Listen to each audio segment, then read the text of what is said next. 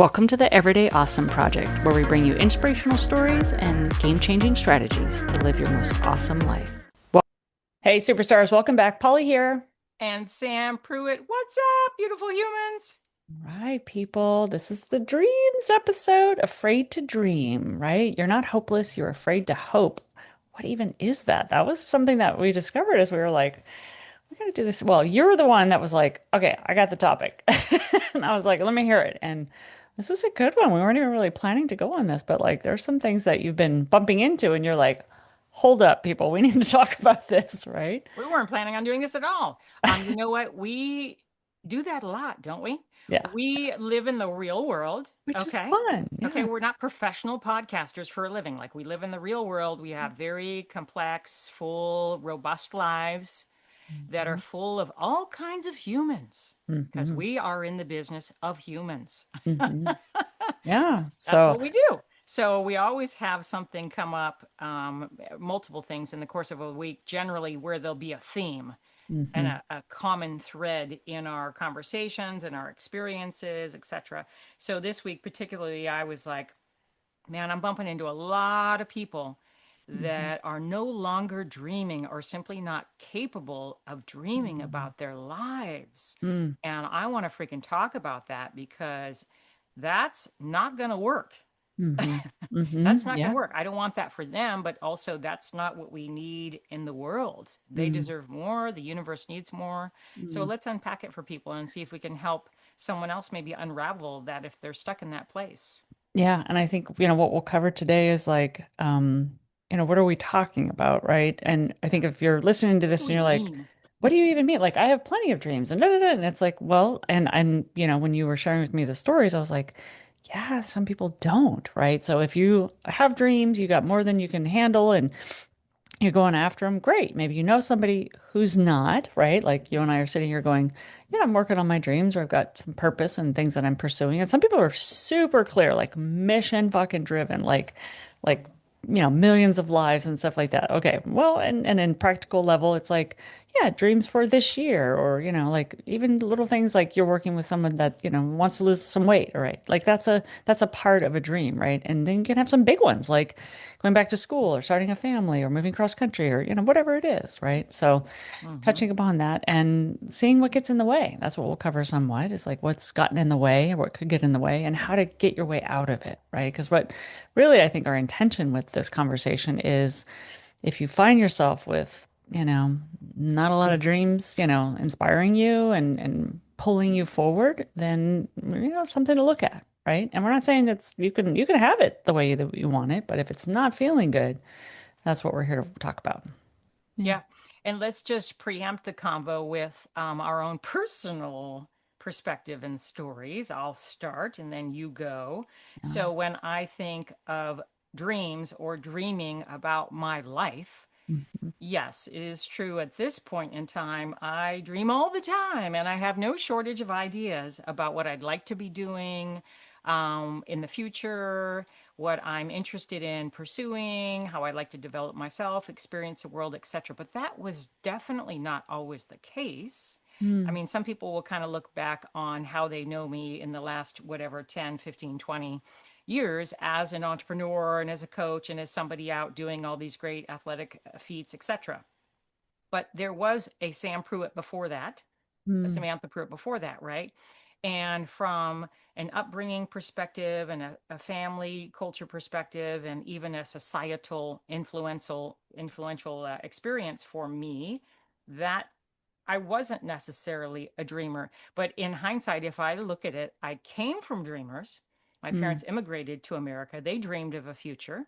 They created a life for me and my brother and sister and our family unit, and they changed the whole game, Mm. right? Mm. Because they were dreamers and they did consistently pursue growth and opportunity, etc., as many, many immigrant people do, and entrepreneurship too. They were big on that kind of thing. So I was raised, thankfully, with great gratitude in that kind of family unit culture. But Mhm. I struggled with it personally, definitely as a young person, not understanding any of it because it is hard to be a dreamer. You do fail a lot. Mhm. It's really messy. Like shit is going down every 10 minutes, pretty Mm, much, if you mm, are living by that sort mm, of directive or internal intrinsic motivation, knob. mm, Um, and then young adult, teen, etc. There was definitely a part of time I sort of bailed on all that because I was just looking for security and comfort mm, and consistency and all of the things that I thought were more important than pursuing dreams and ideas and aspirations. So I spent a big bubble of time in that, but I very quickly got miserable and mm, the suffering compounded itself really rapidly when I was living that kind of way mm, versus the person that I am today. So then I had to break out of that, right? mm, mm, And start dreaming again. And mm, we'll get into why people don't dream or, what stops people from dreaming. But that's kind of my own journey. And once I really got back in touch with why I am who I am and what I want to do in the world, and just started basically trying stuff, being brave enough again to try and have ambitions and have dreams and have hopes. Once I got back in touch with that version of me, that's where joy lives for me. That's where adventure lives for me. That's where, sure, still messy failure, chaos can live. Hell yeah. But yeah. now I find it quite entertaining and fun rather than just that other way of being, which is Mm. numb to what's possible for me. That's kind of how I perceive it is my potential lives in the dreaming. When I was hearing you share all that, something that was present. So I was having a conversation this morning with someone about the like awe and wonder. He's in a program that's like introducing awe and wonder, and there's some research out there about awe and the benefits of it. And some of it's like just going out in nature and being awed by that or whatever.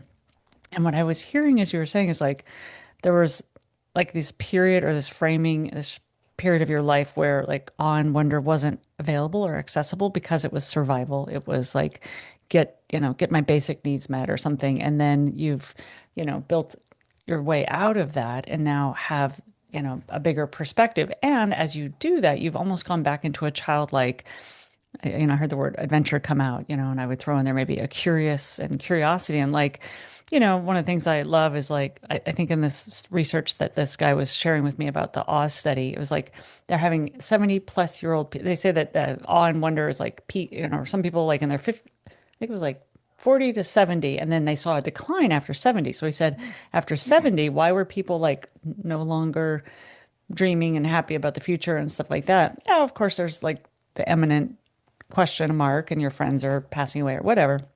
But it was like, but you still could have it like present in your life.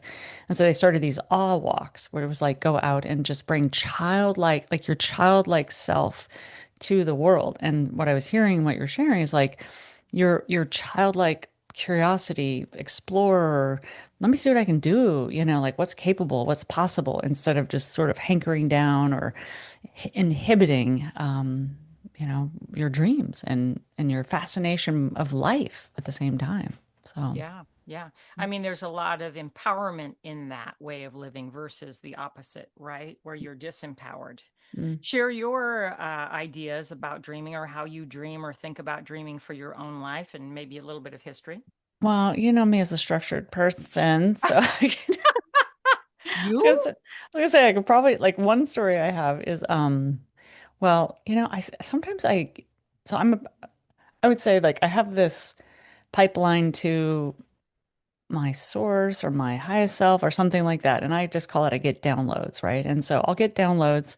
I can remember when I was in college, I had a download that was like, and I was living in California. It was like, oh, you need to go to Santa Fe after graduate school. And I was like, huh, where did that come from?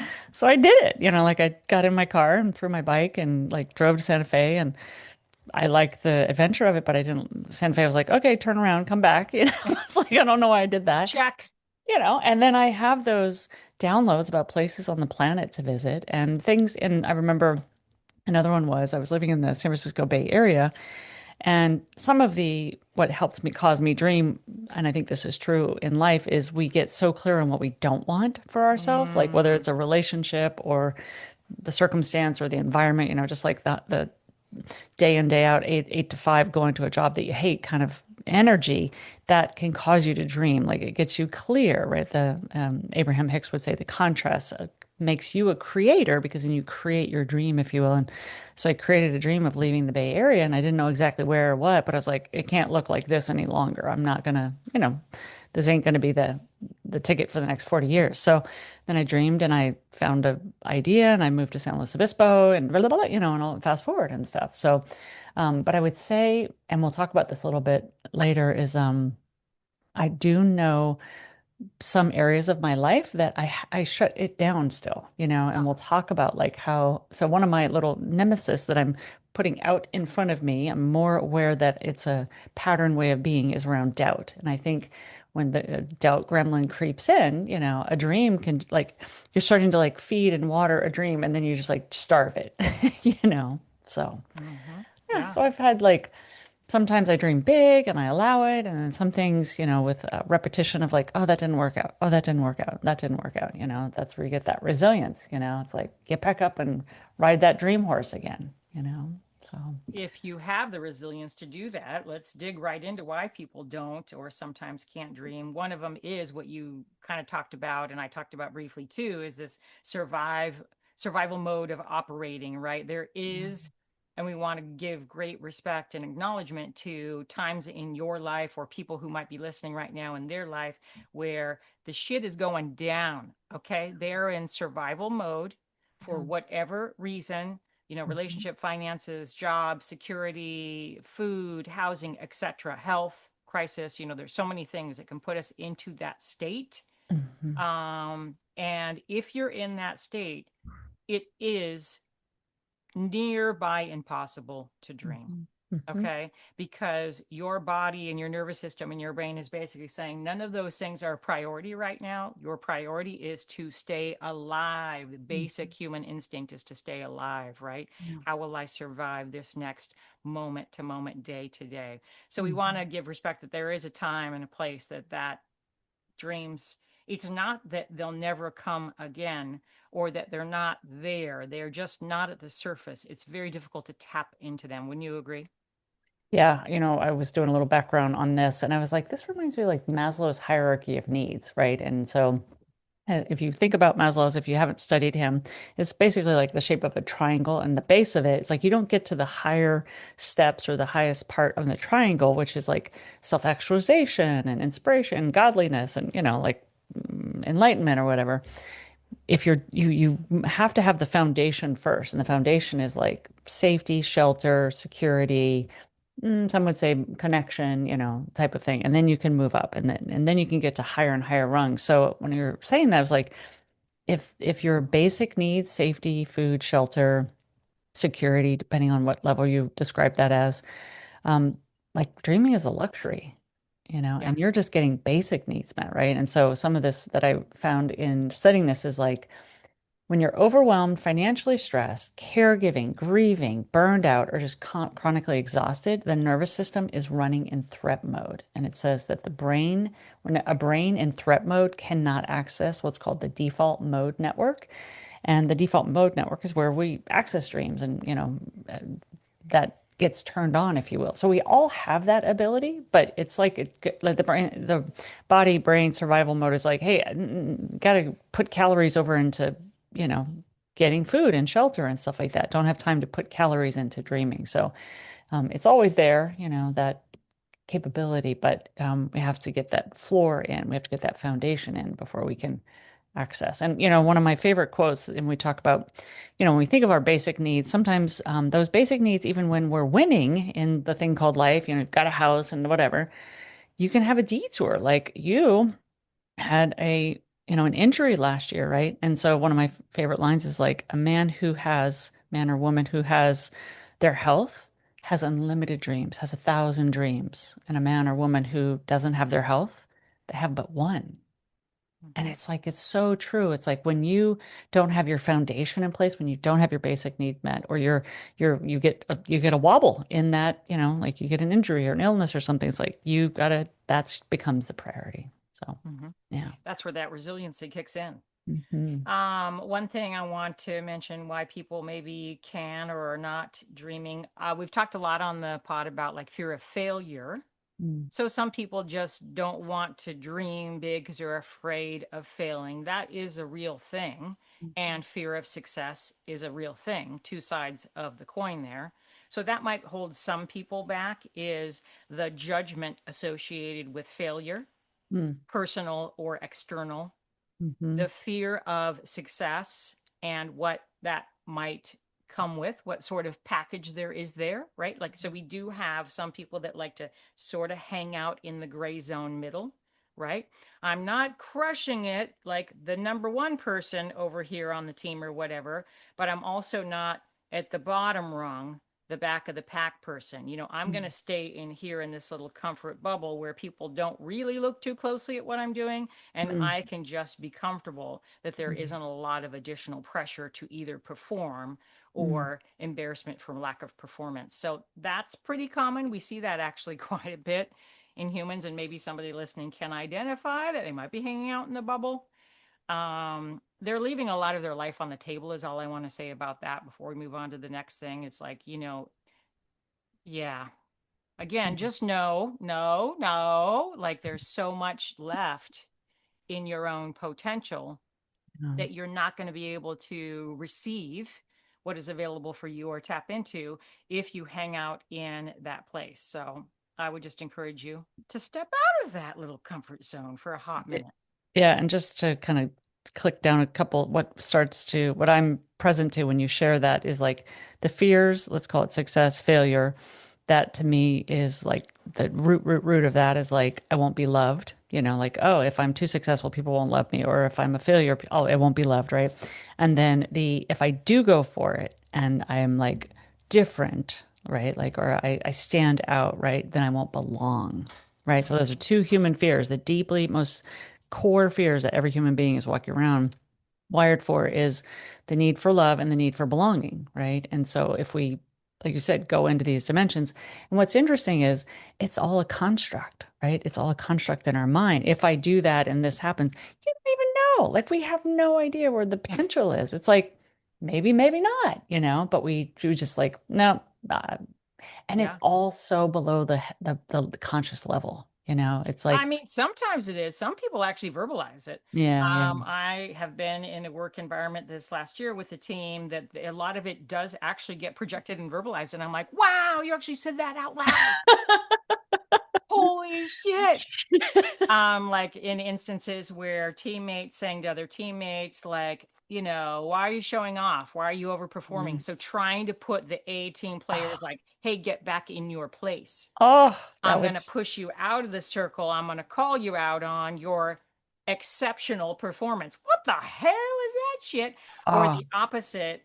So it's like you're pushing people down, right? yeah. Back into the Well, it's their conformity insecurity. Yeah, of they're, the group, right? Comparison and all that kind of stuff. mm, Or somebody just absolutely flailing, mm, not doing well, and the team not picking that person up and nurturing them back into the team space so they can get their mm, skills, time, focus, energy, whatever, recalibrated from mm, the failure back into performance. mm, And unfortunately, I've seen this not just in work environments, even though that's very common, mm, but in family mm, units also, mm, which mm, this is like criminal behavior, mm. because what in the hell are we doing to each other? Give me a freaking break, right? Yeah. So changing the culture of a family or a work team, breaking that Mm, dysfunction and changing the culture is no shortage of work.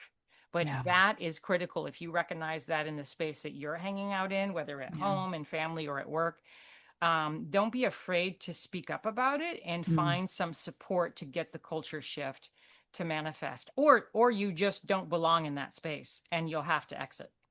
Yeah, I would say surround yourself with dreamers and cheerleaders. It's like you got a dream, great, go for it and cheer you. Like everybody's just high-fiving the fuck out of whatever you're like, you want that, I want that for you. Get it, and Totally. keeping that spirit. Dude, Oh, high fives are worth $1 million. Today I went to the gym and all the treadmills were busy. It's hot, hot, hot here. So I was like, I gotta go run outside. I gotta run some laps outside. It's like 90 degrees. So I'm oh, like running around the park. And there are some people in the park, and a couple is like this old lady I see all the some people I generally see or like watch out the window. And I went around and high-fived every one of them. Ah, Okay, this one's, like, who are these people? I don't know these people. But right. everybody wants a high five. Okay, Mm, I do that with my teammates all the mm, time. It's so fun. totally. So yeah, Oh, give off good. the good vibes. Yeah, love it, love it, love it. One you want to talk about Yes. that, well, actually, I The want to save yours for the end. One more before we go to yours. yeah. Um, a lack of personal self-worth. So an Mm, unworthiness will be mm, a reason that somebody doesn't mm, dream also. It's a little bit akin to what we just talked about with the fear of success and fear of failure, externalized though society, other people's judgment, etc. The internal voice is the I'm not worthy, and hmm. therefore I should not attempt the dream.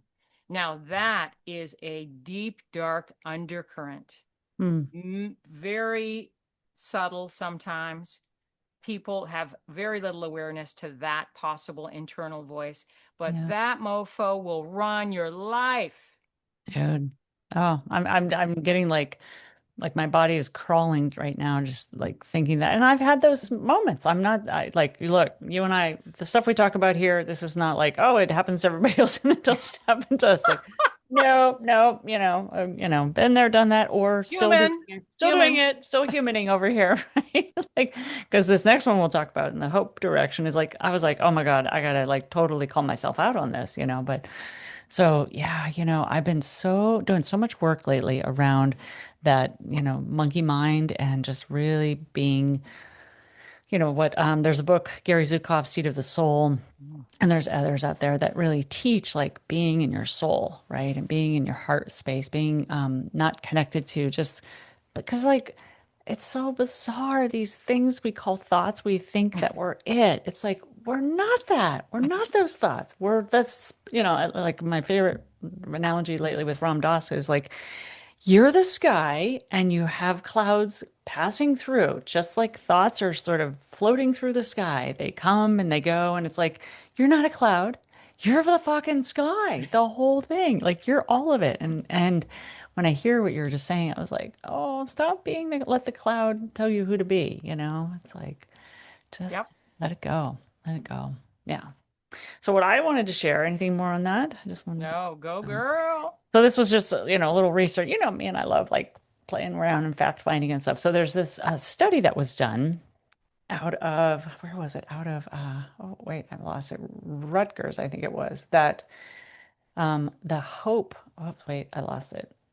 Hope, fear of hope is what they called it. So Rutgers identified something called the fear of hope, and it's the apprehension aroused by feeling hopeful. That almost doesn't seem like a sentence. The apprehension aroused by feeling hopeful. You're like, hopeful makes you feel hopeful. It's like, in some people, it gets a little twisted, and I'm raising my hand here saying I can relate to this. Hope leads to apprehension, right? And so it reflects an implicit coupling of hope and disappointment. So you've linked up in the mind, hope is disappointing. It's like, no, you should, right? So that rising aspirations induce feelings of Mm-hmm. threat, not even just like, oh, I'm a little disappointed, but like it's a threat. Like you shouldn't do that. So they found that what often seems like hopelessness in some people is actually a fear of hope. And they're two different things. They say that some of the most painful situations occur for people, and I think I've been there, when both hope, which I love, like I love myself some hope, and fear of hope are simultaneous. They're high simultaneously. It's like have a lot of hope and have a lot of threat caused by the fear of it. It's like, oh, talk about, so And does that come from the question, what if? Like, what's the first thing that comes to your brain when you think about linking those two things? when I think about linking them, what do you Yeah, mean? like how you just described it when you were talking, the question that kept coming up is like, so what if? So I have hope. So what if, what if, what if, what if, right? Mm, Like it's this mm. fear of what's going to happen next. Or is it the fear of being disappointed? Yeah, I Like, was just gonna say, for me, it's like there's like the disappoint, like the mind throws me back to, oh, you tried that and remember, ah, whoa. Or you remember when you did that and it didn't work out? Whoa, right? So it's like, do I dare to dream, dare to hope that I could do this? And then, nah, nah, it's like the stacking of the cards against, well, that didn't work out. That didn't work out. But you still like, because I just tend to be a hopeful person. I don't know if it's a genetic trait or whatever, but like, I love being hopeful for other people mostly. I'm like, that's what I think makes us great coaches. I'm like, I see that for you. Like I was on a call this morning. Everything is possible. So I call this morning with a bookkeeper and a client are working together for the first time. And I'm like, and I'm so glad to see you guys working together. We're gonna like triple this business. I'm just like, I just see so much potential, right? Which is great. And then, you get those. And then if I could just like carve out that part of my brain that remembers the failure, just be like, just yeah, just eject those out the side. Yeah, they happened. Yep. So that's, do I have a threat of it?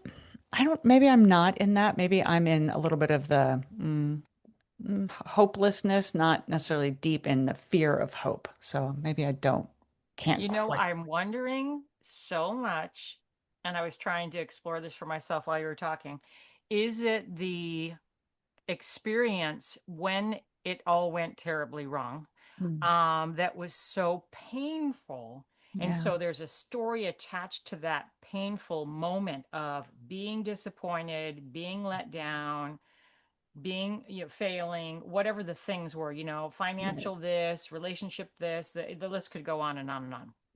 Trying something and not making it. It could be, I did a race and I ended up in the freaking med tent. I didn't finish right. It could be whatever the thing was that Hmm. we have either historically one time or repeatedly done and it hasn't gone well. Hmm. that we that suffering, we somehow are locked in there, or there's a Mm, piece of us on a cellular level that is mm, locked to that pain. mm. So now we try and do something completely different, but we circle back to it Yeah. almost like a scar tissue. And as you were saying that, I was thinking about like the people that are the completely fucking opposite. Like two ideas was like Diana Nyad, Hmm. swam the frickin' Key West, Cuba to Key West, like that girl, 30-year dream type of thing. And she failed 7 times or something, right? But like she was like at the top of the boat, like, we're doing this. And then like Einstein, 10,000 times with the electricity. And he finally got it, but so like Dude, I there's, just watched a movie last night on YouTube. Heads up to anyone who wants to watch this about the Cocodona 250. So uh-huh. remember, I was supposed to do the Cocodona 250 and I hurt my back. So then Yeah, I had to, yeah. renegotiate whatever, and I got out of shape. So I am going to do one of their races again, but I'm not doing the 250. But I've been at it, pasted it, all those things. So there is a movie that just came out on YouTube, and it's so cool. It's Mm, Against the Clock. mm. And so basically, it's about all the people who do not finish, or almost finish, or maybe are going to finish. I don't want to give the whole storyline away. And it tracks these people over a couple years. Wow. And there is a cluster of them that keep showing up, even though they have not finished. Okay. And I have those friends. Hmm. I've Hmm. been at those races. I Hmm. personally haven't done that repeated behavior, Hmm. but like I can so relate. And watching this is so beautiful, by the way. I can't tell you Yeah. how it ends. I can't tell you how it ends. But I was so inspired. Literally, I'm sitting there on my phone simultaneously looking up races. I'm already registered for 2 races, a 100 mile and 80 mile, but I'm like, Oh, I gotta go, I gotta get somebody else. don't do it. Don't do it. Because I so appreciate with every ounce of my being the struggle, the Mm, commitment, the dedication, mm, the drive, the mm, starting and failing, mm, all of it, the whole freaking journey for me. I mm. mean, the race is just like one analogy of this, but I did this with businesses, right? I've had freaking Yeah. over 10 businesses. Like, this is kind of a little bit of the story of my life. Like, I so love this Mm, because I feel so freaking alive in mm. these moments. And you're watching these people, you're bearing witness, and you're going, what's that fool doing? Why are they going to do that again? That's not going to go well. You know what I mean? You're like predicting for them. How the hell do we know? Totally. And some surprise us and some don't, and whatever. But it's like, that's humanity. What I in the know. hell at the core of humanity is evolution, right? Mm, So mm. if we evolved and we continue to evolve, isn't this really what we're talking about? Wow. Wow. Well, I think about, I've been just, I get off in woo-woo land, you know that. And so, off in woo-woo land, talking about our souls and how we incarnate. And I watch all these NDEs, near-death experiences, and how people come back. And yeah, you still have a purpose here and you still have things to do. And you and I talk about Earth School. And I've been learning some other things from these woo-woo moments about Earth School. And I'm like, it's a fucking thing. Like it's a real thing. So what I love is like, Accurate.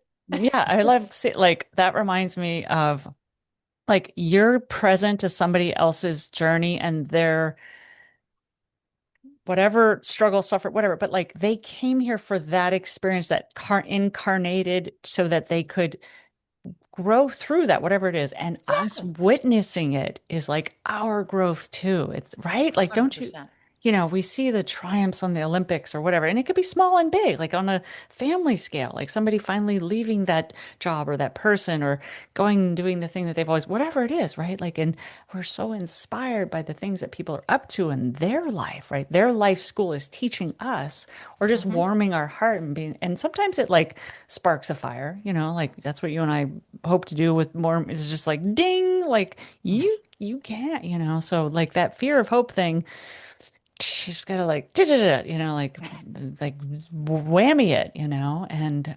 and be present to the hope is I have a thing, and Linda, my mentor, taught me this, is like if it feels light, it's right. So if you have Mm. hope for something, if it's like if it lights up your soul, if it lights you up, even if it looks hard, whatever, you're like, that looks amazing and freaking hard. Like when you told me about Trans Rockies, I was like, sounds amazing. Damn, But I was a yes for it, right? You just gotta like kill off that, that little gremlin or whatever. Whether it's doubt, I have that little reminder of like, maybe you can't do it, type thing. Hmm. So just keep You mean going. that bullshit story? Bullshit. Yeah. Totally. Totally. Let's get into how people can start dreaming or dream more, dream Yeah. bigger, dream higher, etc. I want to kind of introduce a concept called incubation. Okay. Yeah. Yeah. Yeah. Just to kind of define it first, because you love definitions and I want to make you happy Do you today. want me to go look it up? You want me No, to? No, I you got got it. it. You got it. I'm going to beat her to it. Incubation. And I love this concept of dream incubation. Hmm. I love that. Okay. Hmm. The process of creating optimal conditions for development. Hmm. Incubation. Hmm. Incubation. The process of creating optimal conditions for development. Okay. What How, again, a- evolution, like you Yeah. just think of us as little cells and then, yeah, Yeah. right. So everything about the human experience, and I would say the natural world and all of it started and continues with incubation. I'm still in incubation right now, Hmm. continuing to develop Hmm. this person in Hmm. this body. Okay. So I'm on the path, you're on the path. We keep going. So if we think about dreams as part of an incubation process for us, how do we go about the incubation, if you will? So first, we want to start with clear intentions, Hmm. which could look like a simple statement, Yes. right? Simple. Don't overcomplicate it, fools. Okay, don't make it so. Well, the only way I'm going to be winning if it's got all of these things attached to it, and Hmm. this whole complex 100-page dissertation about the damn thing. Okay, keep it simple. Yeah. If it's a health goal or outcome, my dream would be in a healthy body with Hmm. functioning body systems. Like, again, keep these things simple. Hmm. If it's a fitness goal, simplify it. If it's a money goal, simplify it. Love it. Relationship goal, whatever, like keep it simple. So out of the gate, I really want to stress that. Okay, I agree. People I get yeah, because I've stuck. I've done programs, like I remember doing this course, it was called Life Book, Mhm. and it was beautiful and wonderful. And I mean, it probably took, I think it took 6 weeks, and you went through like the, say, 6 quadrants of your life, and you just really dreamed, and you got bit, whatever, and you created this big, beautiful life book and stuff. And it was like, it was so much, I mean, like, That's a lot. I think there's a place for it. I mean, it had like, I had like all these statements, and then I had a collage for each one, and I was like ginormous. And, it was just a little, yeah, like you said, I think Because I think, especially when it's like something you're intending or wanting, dreaming about in the sooner, right? Like it needs to be like top of mind. Like you need to be able to say it like it just spills off your tongue. Because like if it's, 300 words or, paragraphs, keep it simple. So I agree with you. Yeah. Keep it freaking simple. And then write it down Yeah. or speak it out loud or both, ideally both. Declare it. I'm a big fan of declaring it. Yeah. Declare it. So you Yeah. writing it down is declaring it to yourself, speaking it out loud with somebody that you entrust with your dreams is Hmm. to speak it out loud into the universe. And the reason, obviously, it gives it energy. I mean, you and I know, like literally, there will be an energetic response to that. Both of those process, and it's a claiming. Yeah. It's me claiming my voice, Mm. my truth. That's freaking Mm. huge. The power of that. Yeah. Craziness, Yeah. madness. And in metaphysics and whatever in the communication world, we would say that like the speaking is only like, does a tree that falls in the forest, does anybody hear it, right? If there's no listening, right? So, you know, God created the world with the spoken word or something like that, right? Like there's like the speaking of things, the translation, there's so many dimensions and so many theories on it. So just speaking it, and I really think what's key about what you said is like to people that would be your cheerleader, would believe in it for you, would hold you in a space of you having that, right? Like you, Hmm. like we say, like you enroll them and you're having gotten that output or that outcome for your life. So I love it. Exactly. Yeah. Yeah. Exactly. This one you kind of touched on, I'll bring it up again, is visualizing it. So, how will it feel? How will it look? How will it taste? How will it smell? Visualizing it, Mm. right? So, putting some depth to it, if you will, beyond the sentence or the statement or the words. Like, then what does that look like? What does it feel like? How does it taste, smell, etc.? Like adding some sensory elements and Yeah. using sensory aids. And you mentioned vision board and dream board, which you're a huge dream and vision board person. I mean, I don't know. How many do you have? Come on now. Don't be shaking your head, girl. You hundreds. Kind of like all the wall over here. You're No, like, who, me? I have them on my phone. I have them on my wall. So yeah. Yeah, and so you can use photos, vision boards, you can do Mhm. photographs. You can use music. I'm so into the music piece right now and the amount of energy that comes with the music. And I don't know what's happened with me in music in the last year, but definitely since I've been in this Year to Live class, like I tapped into music being one of my ways through the process, Yeah. and it is blowing my mind. So, Mm. whatever this looks like for you, right? It could be some other kind of creative way for you to add a sensory element Mm-hmm. to the dream. Mm-hmm. Mm-hmm. Okay, I think that's Some important. just wanted to add, and I don't know if you're going to say this, but and so forgive me if I'm stealing your thunder, but you know, sometimes people think like gotta have, like wherever if they're coming from I just want to say like a dream desert, meaning you haven't had many dreams, and it's like, oh, I gotta have an oasis or something, like you like now you have to have one. It's more so just like my friend when we were talking this morning about the awe and wonder or the awe walks, right? It was like he's like, oh, I need to like, or not need to, but he's like, oh, he was noticing how much of his life was routine and like things looked the same, and he wasn't just having um, awe just around his house and stuff. So they're like, well, let's go, to a town we haven't visited in a while, and and I was like, yeah, and just beginning to like claim wonder, like just being able to like open back up because we naturally are creative, imaginative beings. We are baked in. We have a places in our brain that are just baked for imagination. And so it's just like allowing it just in every day, like I'll go on a walk and just I'm just so in awe of like flowers, just like look at you grow, or I'm like, oh my God, I remember one of my mentors was like, she'd walk in her garden like, you're my favorite flower. You're my favorite flower. It's like, That's awesome. okay, but having like bring that, like they said, these all walks, it's like bringing your childlike self to what you're doing. You don't have to go jump on, jump off mountains or do like huge adventures too. It's just Or you allowing. can. I mean, you can. We're not Yes. stopping you. Yes. Yes. And in the everyday, like you and I are like about bringing awesome into every day. It's like finding your awesome, right? So it's like finding your awe, finding wonder in just like, one of my favorite questions is like, I wonder what's trying to happen here. Like that Totally. just like puts my mind in a whole different space than like, I know, or it's linear, or this is the way that the path is going. It's like, well, I wonder what's trying to happen here. So, Exactly. Exactly. You can also do that through asking random questions of people, mm, mm, whether it's people in your space on the regular or new people, mm, which, I do all of that. Like, yeah.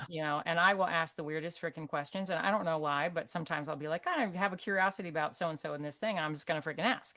Mm, And then it sparks this whole a other way of me knowing them mhm, and relating to them, which has deep value and connection, but mhm, also all of a sudden their brain is like psh, off in this other place mm, that is more relating them to what's possible for their life or inquiry around self or whatever it is, yeah. relationship to the world and all that stuff. Again, breaking the mold of that everyday routine stuff that we do, whether it's online or at work or whatever the hell it is. You know what I mean? Yeah. And I kind do of, think you have to rehearse and plan your dreams. So it's just to be clear, we're not saying, "Hey, law of attraction, just put this thing up on the poster board, and they're all going to, whoa, here it comes." We're not saying that. mm, There needs to be a plan, and you do need to rehearse for this plan too. If you want to be successful doing a thing, you work towards it strategically with the support and resources that you need. And then the rehearsal part is like, maybe you practice little mini versions of this, right? mm, Am I going to all of a sudden go walloping up and down the 250-mile John Muir Trail and be like, God damn, I hope this thing works itself out.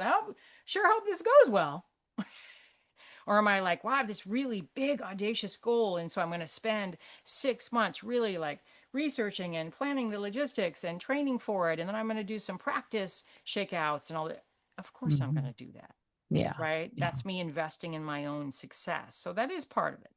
Yeah. I think that's the dream in action. Like, so, like, how do I turn a dream into a reality, that thought that I had. And I think what we're mostly talking about now, maybe this is a future podcast, like what we're talking about now is like permission to dream, and knowing that there might be times when you don't have the space, like we talked about, not having the foundation in place. So, okay, get the foundation in place. And then, but it's just like, priming that pump again is really what I wanted people to get out of this is like priming that pump. I got this coaching from my coach this last week was like, I was so certain about, it was like having to know and so certain. It was like, where's the possibility? And I love that word. Like, if you really, really study possibility as a word and a potentiality and like what's possible, and you just like quiet the mind and the all that freaking word has so much magic behind it. I'm sure wonder has, I haven't studied the word wonder like I've studied the word possibility. And I mean, it is infinite. It is infinite. And it's just allowing ourselves to tap into that infiniteness, right? Because we came here as creators, right? So like we're gifted with that Exactly. talent. Yeah. Yeah. We all Exactly. are. We all are.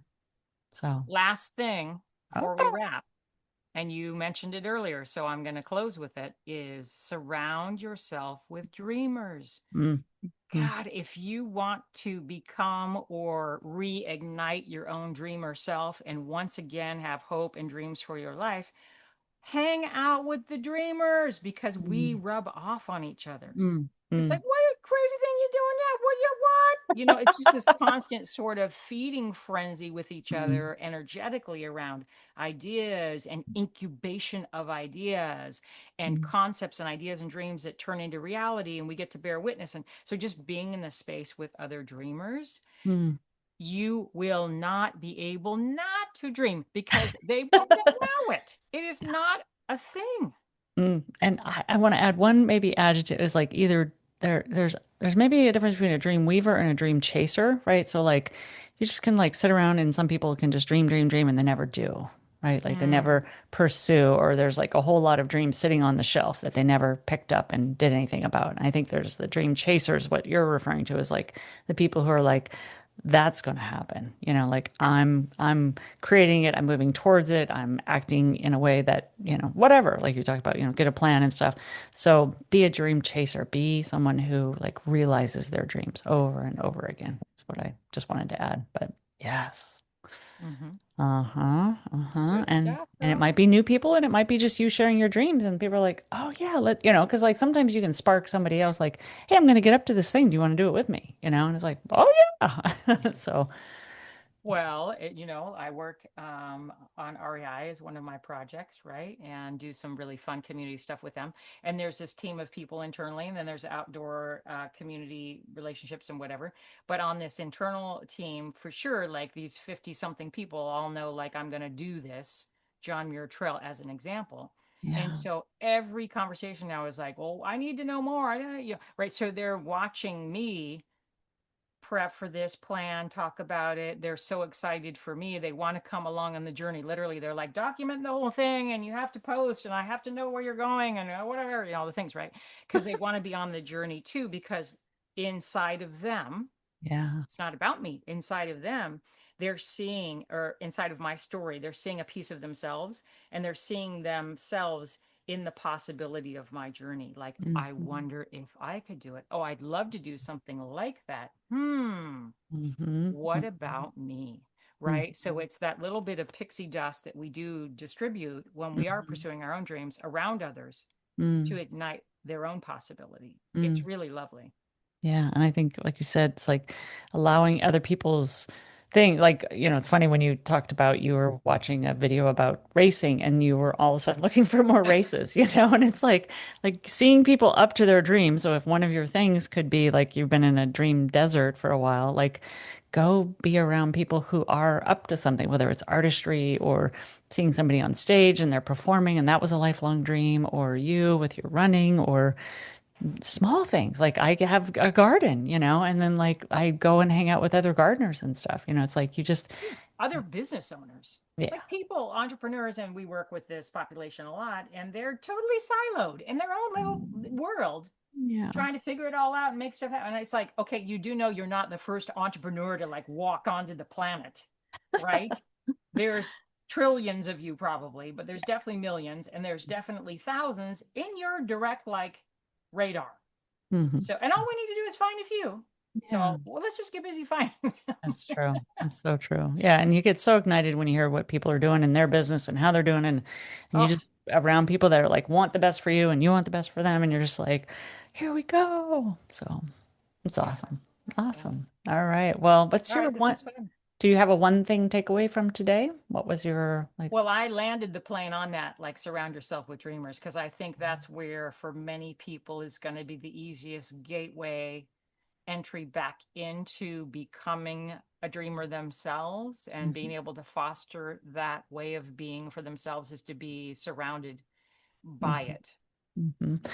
I guess my one thing, it's maybe one or two. So the one is just check and see if you have dreams and if you are pursuing them. And if you're not, like ask yourself, like there's something in the way and your natural, like I think our natural tendency as creative souls is to be dreaming and creating over and over again. So if you're not, I just want to like be like, knock, knock, what's going on over there? Like, be in some inquiry and see if you can shed whatever's in the way, whether it's a belief or maybe it's get past, the hurdle of overstretched, overtapped nervous system or something and get back out with us dreamers. Like, come hang out with us, like we want you back. We want you out of that place. So that's what I got to say. Be in incubation.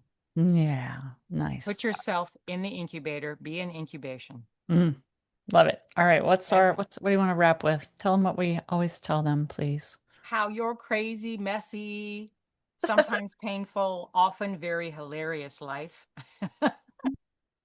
feels is more important than how it looks. And every day is your opportunity to find your awesome. Love you guys. See you next week.